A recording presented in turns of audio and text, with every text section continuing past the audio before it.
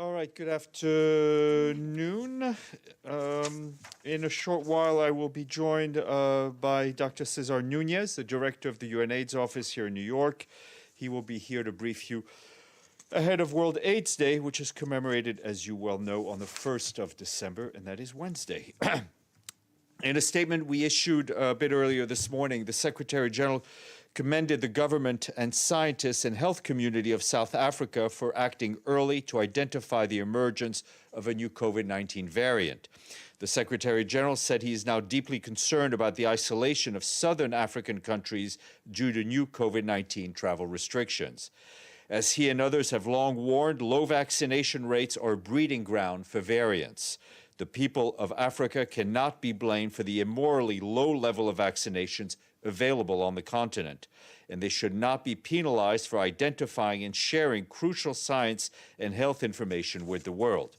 The Secretary General appeals to all governments to consider repeated testing for travelers, together with other appropriate and truly effective measures, with the objective of avoiding the risk of transmission so as to allow for travel and economic engagement. The Deputy Secretary General, Amina Mohammed, is in London today to give the 2021 annual lecture of the Royal African Society on just transitions and investing in sustainable recovery. Earlier in the day in Geneva, the Deputy Secretary General attended the Building Bridges Conference on Sustainable Finance. She also briefed member states and met with senior UN officials there. She'll be back at home here in New York tomorrow. And here, the Security Council received briefings this morning on Lebanon, on Resolution 1701. Joanna Rowenenka, the Special Coordinator for Lebanon, and General Stefano Del Col, the Force Commander for UNIFIL, briefed Council members. Our colleagues at the UN mission, peacekeeping mission in the Democratic Republic of the Congo report to us that presumed Codeco fighters have continued to carry out attacks against the displaced population in Ituri province, including an attack yesterday where 21 people have reportedly been killed. The mission continues to do its utmost to provide protection for displaced people that have found shelter around its bases. This is the fourth attack targeting internally displaced people in the province since mid-November, marking a worrying trend in terms of protection of civilians and access in an area where tens of thousands of people are unable to access humanitarian assistance due to insecurity and attacks on sites hosting displaced men, women, and children. There are currently 1.7 million people displaced in Ituri province in the Congo.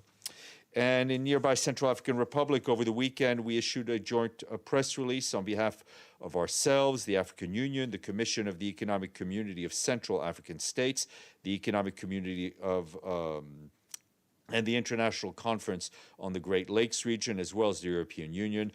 That was on Friday's high-level meeting with the President of the Central African Republic, President Touadéra. Officials welcomed the President's commitment to moving the peace process forward and the adoption of the joint roadmap on September 16th in Luanda, as well as the ceasefire declaration proclaimed by President Touadéra on October 15th.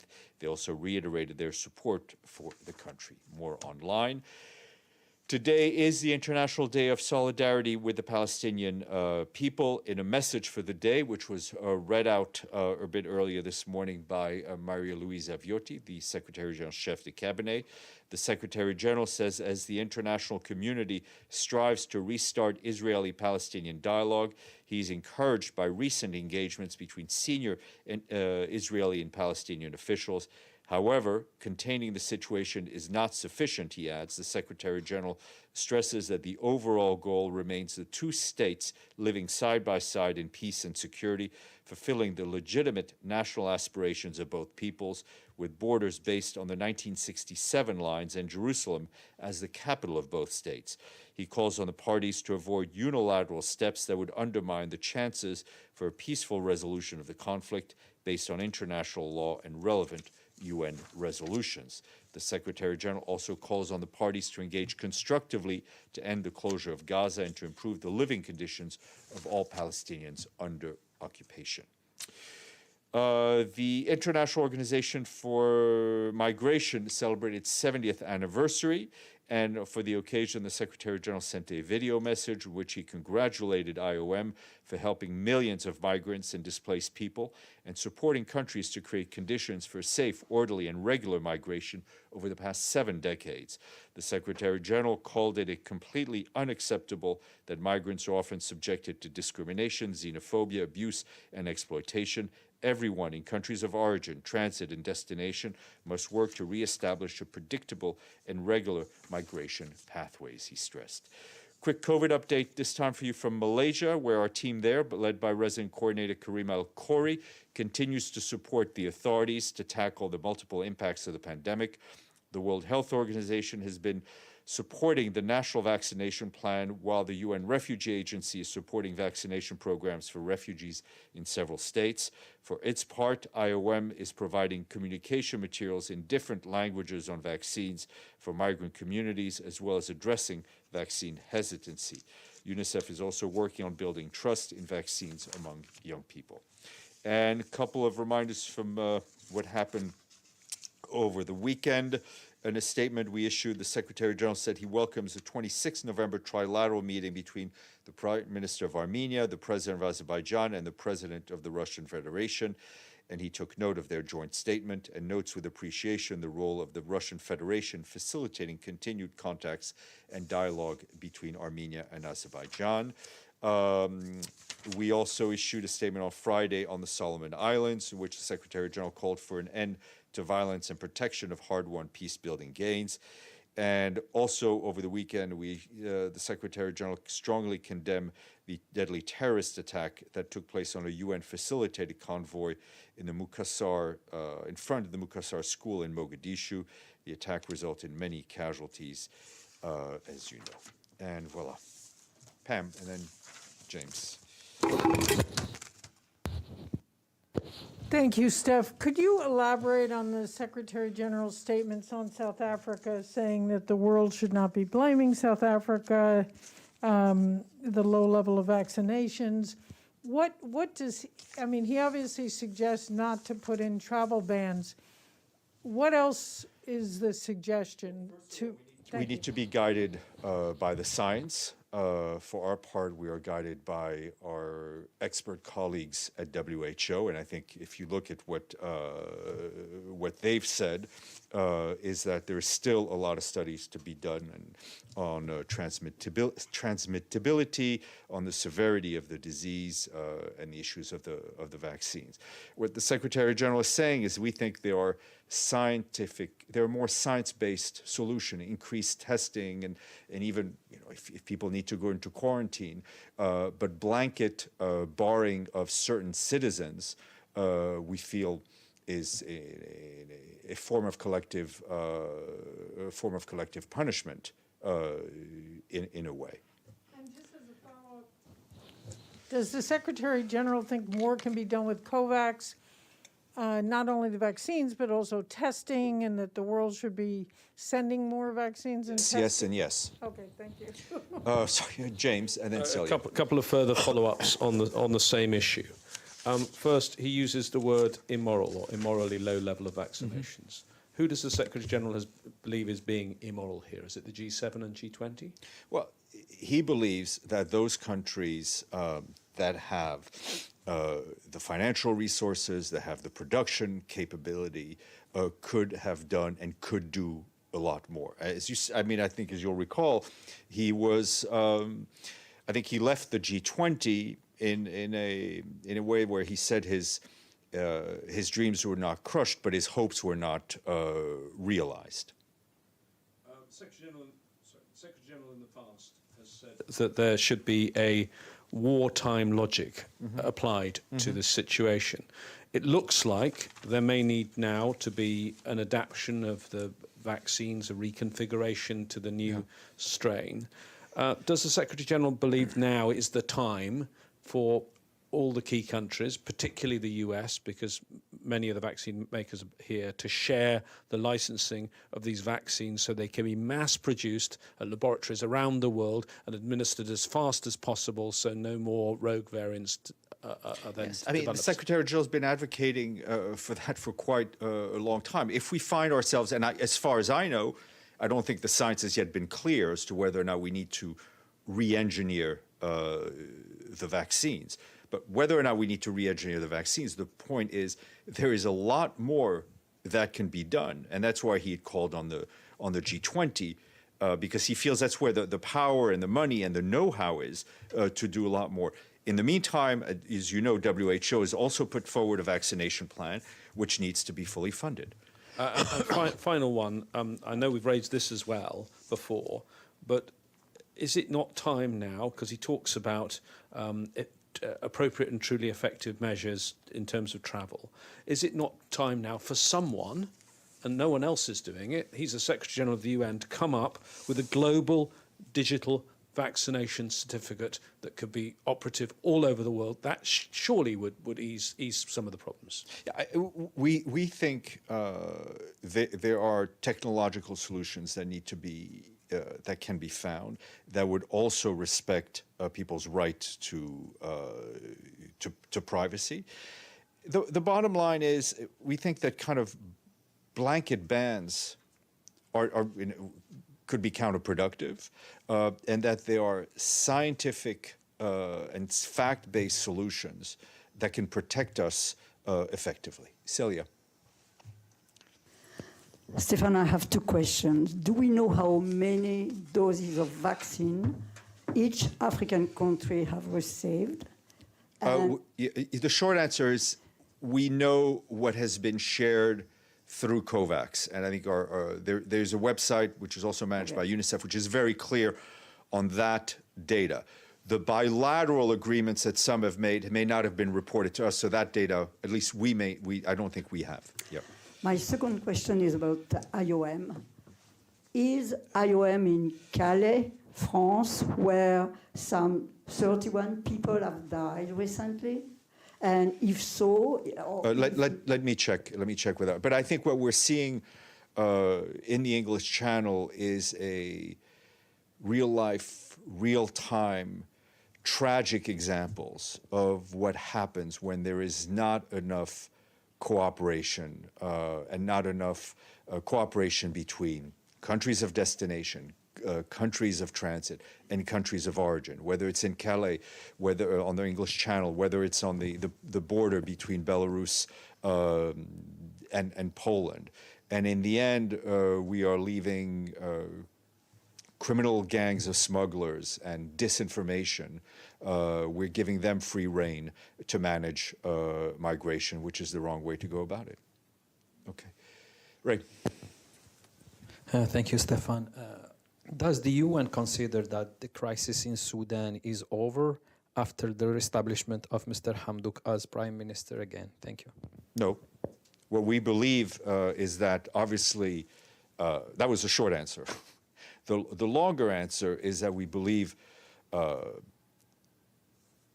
much worse scenario has been avoided. Violence has been avoided. I mean, if we had not come to an agreement, we firmly continue to believe on the need for the transitional agreements to be put into place, and which would lead to elections. Okay, Maggie. Hi, Steph. Question, has the Secretary General received his booster shot yet? I'm not aware that he has. Okay. And also, can you give us an update on Yemen and Ethiopia in terms of the staff? I think the two are still in Yemen being held, and there were still about a handful of staffers in Ethiopia. What's their status? Okay, on Yemen, I have not been advised that there's been any positive change. On Ethiopia, the news is not great either. We were advised this morning that a UNICEF colleague was detained, which means that 7 UN staff remain in unexplained and unacceptable detention, and 3 dependents remain detained in the same conditions.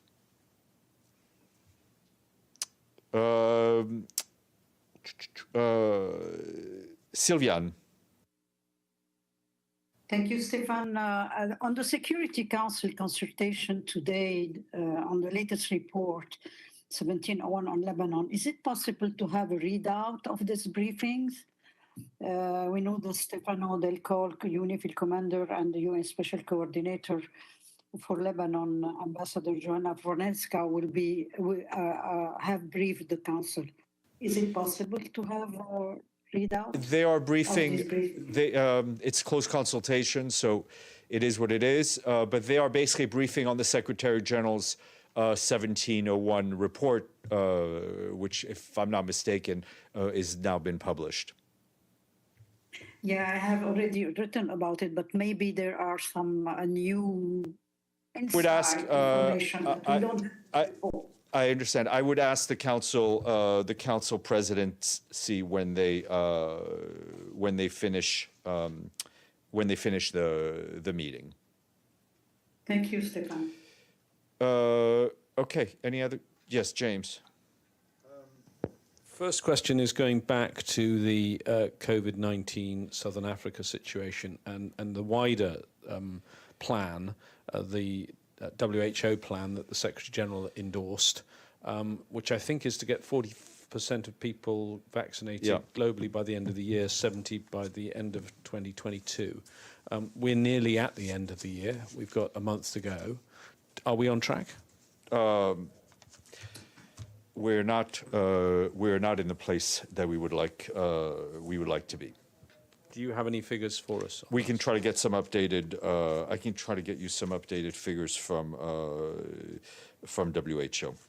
Okay. And in terms of what you said about the situation in the English Channel, you said that it was real-life drama resulting from a lack of cooperation. It's more than a lack of cooperation. It's now an unseemly war of words. What is the Secretary-General's reaction to the fact that this sort of blame game is going on between the British and the French?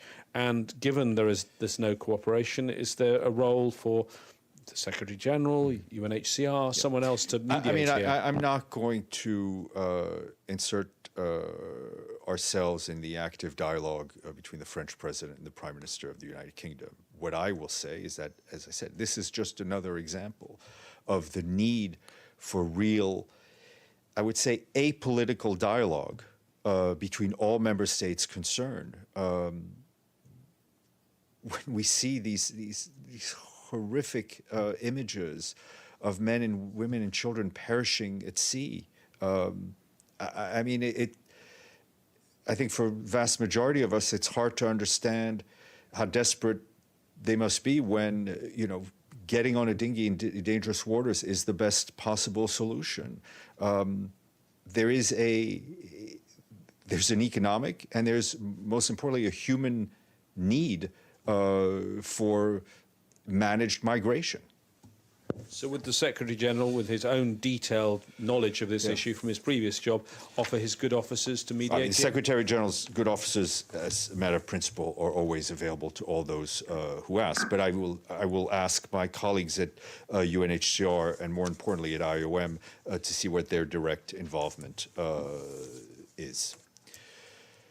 Margaret, I think you had another question. Yes, Steph, thanks. Sorry. The Filipino journalist, Maria Ressa, there's been a movement to call for her to be let out of jail to attend the Nobel Peace Prize ceremony. Does the Secretary General have any reaction, opinion on this? Yes, I think both as a matter of principle, but also as an organization that itself has been the recipient of the Nobel Peace Prize, we are indeed very concerned about the travel restrictions placed on the government of Philippines on Maria Ressa, preventing her from traveling in person to receive the Nobel Peace Prize. We urge the government of the Philippines to immediately withdraw any such restrictions and allow her to travel to Oslo. Who will be representing the UN in Oslo? Will there be someone at the Nobel Peace Prize? Not that I am aware, unless it's tradition that the former recipient also attends, in which case. Well, he is attending because he didn't make his speech Okay, in the hall. well, then, He's also attending. then I think no one better than Mr. Beasley, who received it on behalf of WFP, to attend. Okay, on that note, I will ask our UNAIDS colleagues to come up and subject themselves to interrogation by you.